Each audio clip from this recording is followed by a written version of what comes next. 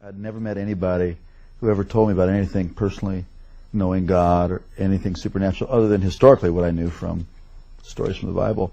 Never met one person who told me they had a real relationship with Jesus. Never knew about the need to really come into a relationship with the Lord through Jesus.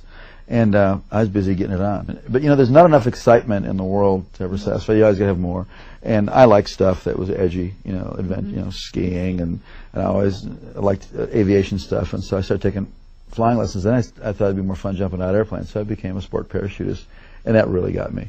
I mean, I became obsessed with skydiving. It really consumed my life. My existence revolved around that 30 to 60 seconds in free fall and that 5-minute parachute ride. Then I had to do it again. It's like like a drug, you know. It's it's almost good. like an addiction. Oh, totally.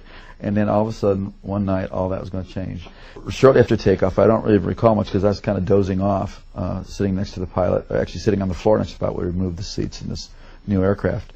And I was awakened by a sound unfamiliar to me. It was the sound of the motor going completely silent. Uh-oh. And the pilot turned to me and he slapped me. He says, "That's it, we're going down." So we just pitched forward and we plummeted straight down at over 100 miles an hour.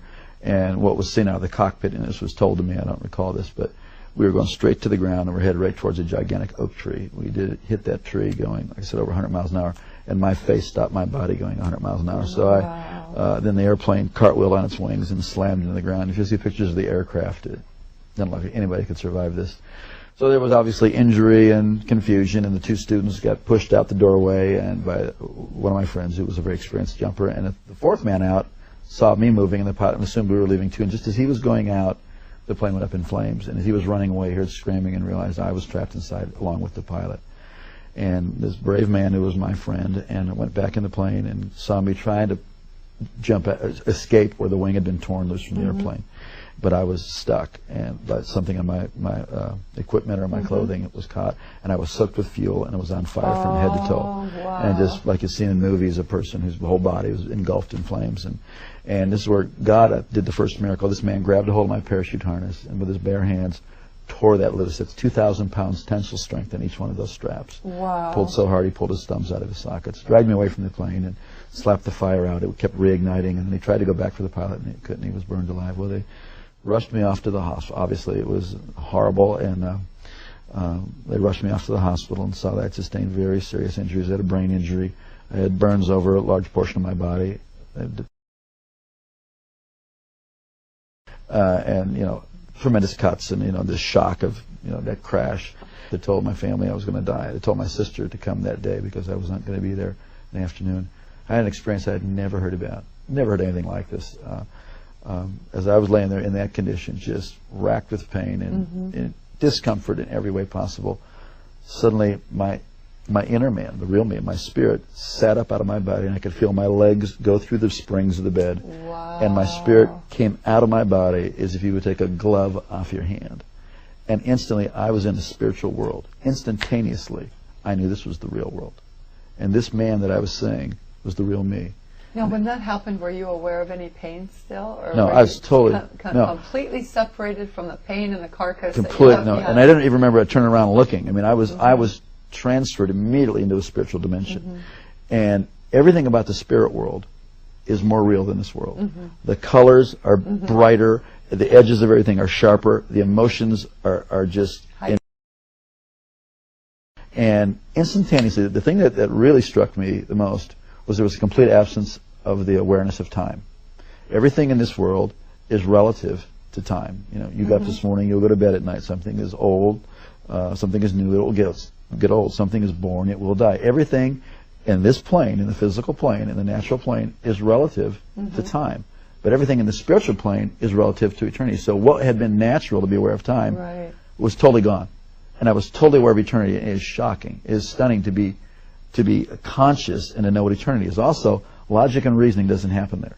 You know, based on the sum total of all my intelligent thoughts that I've learned, you know, I had a death and I'm in the spirit world. It's like you just know that you know that you know. It's like having a revelation constantly, and it was incredible. And I knew I was traveling. I could feel, you know, that I was traveling. And as I looked ahead, there was this pure white light. It was whiter than the whitest snow and brighter than 10,000 suns. And yet I could look right at it, and it was compelling. And it was like I was being Being towed. drawn by I was it. being towed like a tractor being, and as I was looking, I could feel this anticipation. But then simultaneous to that, on my right side, I could feel something, and I looked, and there was this blackness sweeping. Now, this blackness, as I looked at it, instantly I was aware of its complete nature. It was eternal, like I was experiencing eternity. It was without any matter. It was without any life. It was void, and it was forever non-negotiable, cut off from the source of all life. And the more that I looked at it, the faster it would sweep. And the more that occurred, the more intense the feeling of the nature of being cut off and sealed forever and separated. It is horrific. Horrifying, Horrific. yes. You would not, I used to never be able to stand to be near anybody who could say go to hell after that. Because you wouldn't want the worst person. No. You wouldn't want Adolf Hitler, bin Laden, Saddam. You wouldn't want any human being to ever go in there. It was so horrible. And as that was sweeping, it got down to, it was eclipsing this light. So there was just this, it was like you're in a room and you close the door, a dark room, and there's a little space between the door and the door jamb. It wasn't a doorway. It was really, this is a real place that I was seeing and that I was feeling. And as it was closing, it was eclipsing. And now I'm standing on the very edge, the precipice of eternal separation. And I scream out of my spirit, I'm sorry, I want to live. Give me another chance. And just before that was to close, I was standing in the presence of Almighty God. Whoa. And instantly I knew I would never die for eternity. And that's mercy. it's unbelievable. And instantly I knew that this being who was off on this side of me, who I didn't see, but I was standing in this river of golden radiation. It looked like a moving river of golden light. And this river went that way, it went that way, it was underneath me, it was going right through me. And this river was alive. I don't know how to describe it, except that this It's called the River of Life. this river was alive, and it's going right through me, and I'm more alive than anybody can imagine. I mean, this is the height of the experience of life, filled up with life, and somehow I knew this being was going to take care of me for eternity. I didn't see the New Jerusalem, I didn't see any angels in heaven, I didn't see any people who had gone before me. This was the max. So I was so filled with just the love and all of God's majesty, all of His authority, all of His love, everything was just flowing through me. I was like vibrating like a tuning fork, the very essence of God's nature. But when God spoke to me, and not in a language like you and I are talking now, but the knowledge of His purpose, the word of His purpose, came in through that same light. And I was taken back to the same way I was like being reeled in like a kite, and I went down through space and time, this dimension.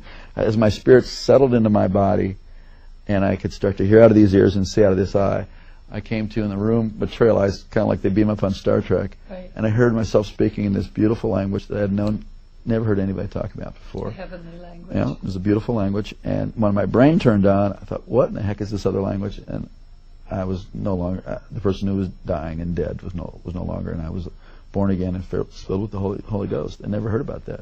You know, for years I wondered, what was that blackness, and why did it sweep down to where it was just a sliver, like about a half-inch of white light? And years later, God revealed it to me. It was really a historical record of my life. That for all the years that I had lived, I was in darkness. And God gave me a space. It changed my future, my destiny, my whole purpose. God loved me the whole time. God was with me. But, you know, please, don't wait until you're that desperate. We're desperate right now, and He's with you, and you have a chance today to cry out to God. It's not complicated. It's not religious. I mean, certainly my prayer wasn't all that complicated, and it wasn't about religion. It was about I needed life, and there is no one of us before God that doesn't need the whole life that He has to offer. It's usually fear that keeps us from doing that, or like we're afraid, well, I'm not good enough. That's the whole deal. We need God.